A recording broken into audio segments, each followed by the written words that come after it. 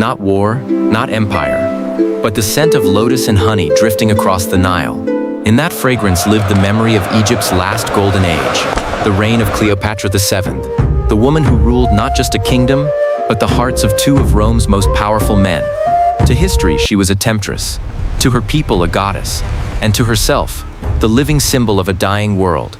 The story of Cleopatra is one of wealth, beauty, and the desperate struggle to hold on to power as an ancient empire crumbled to dust.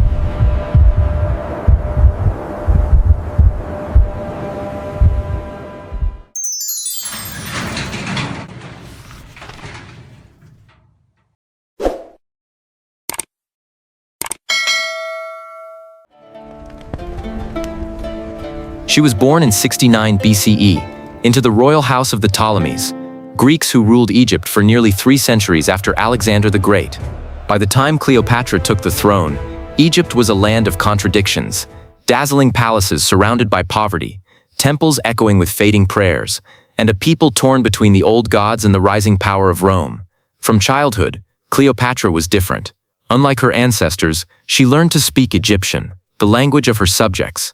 She studied mathematics, astronomy, philosophy, and medicine. But her greatest education came from the court itself, a place of whispers and daggers, where loyalty was as fragile as papyrus in the sun.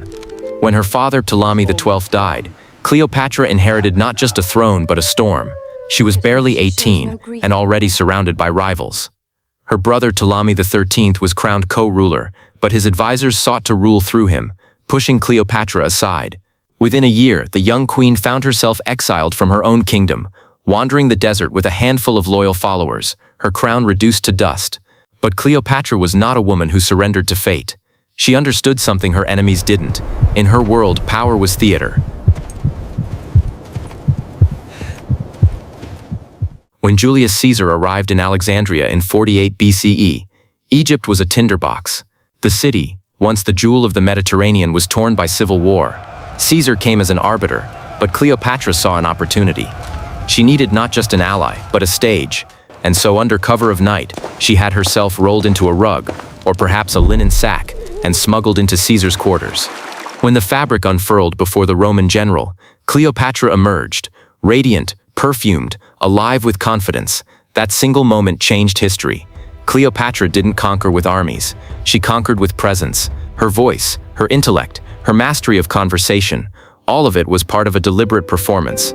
She understood how to be seen, as Egypt itself personified, exotic, ancient, eternal. To Caesar, she was not just a woman, she was the embodiment of luxury, of empire, of destiny. Soon she was back on the throne, ruling beside him as pharaoh and goddess. Her enemies were defeated, her brother drowned in the Nile, and the world began to whisper her name.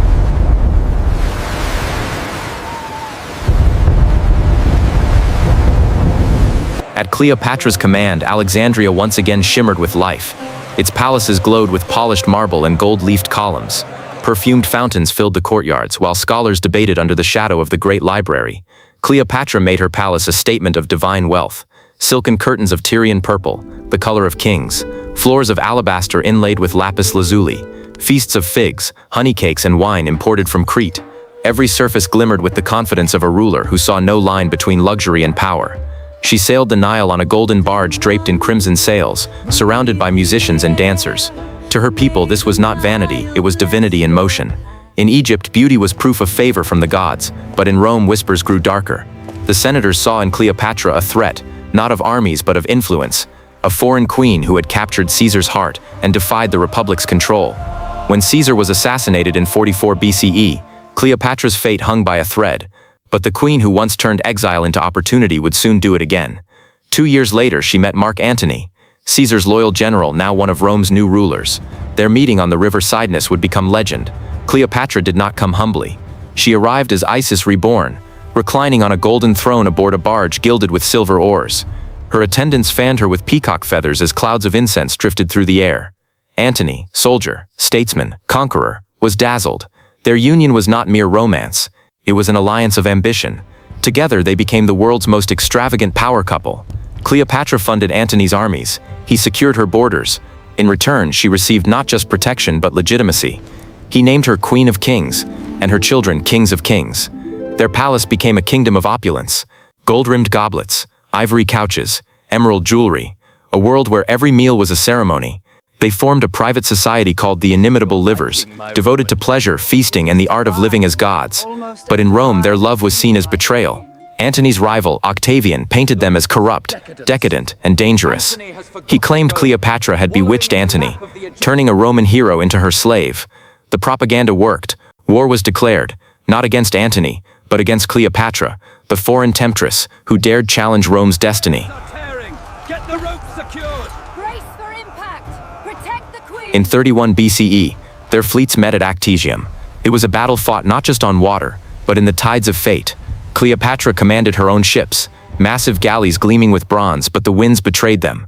Amid the chaos, she retreated to save what remained. Antony followed, and Rome's legions closed in. Their empire of gold had turned to sand.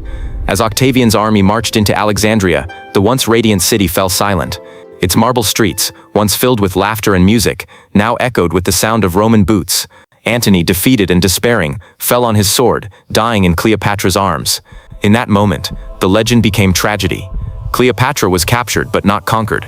She knew Rome would drag her through its streets in chains, the ultimate humiliation for a queen who had once ruled as a goddess.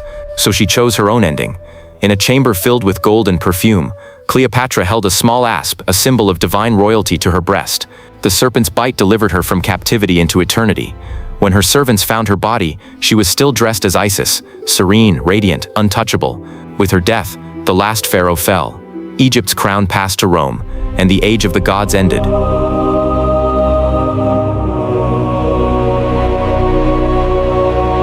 But Cleopatra's story didn't die with her.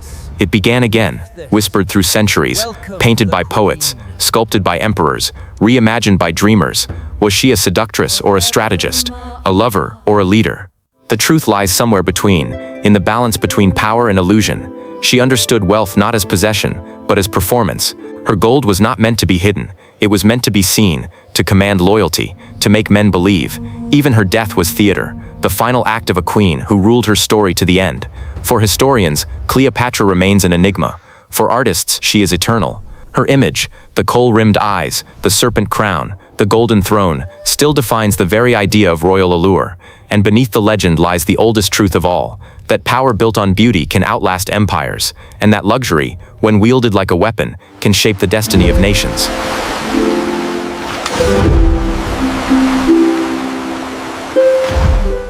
Today, as the sun sets over the Nile, the ruins of Alexandria glow with the faint warmth of her memory.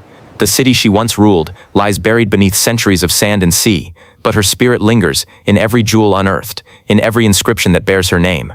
Archaeologists still search for her tomb, the final mystery of a woman who turned her life into legend.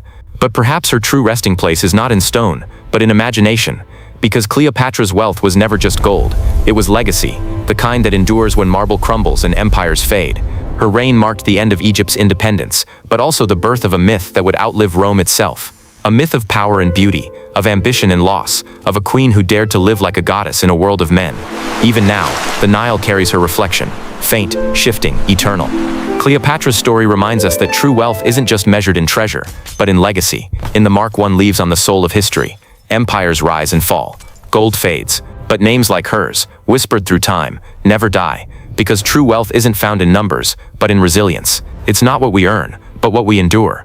Not what we take, but what we build together.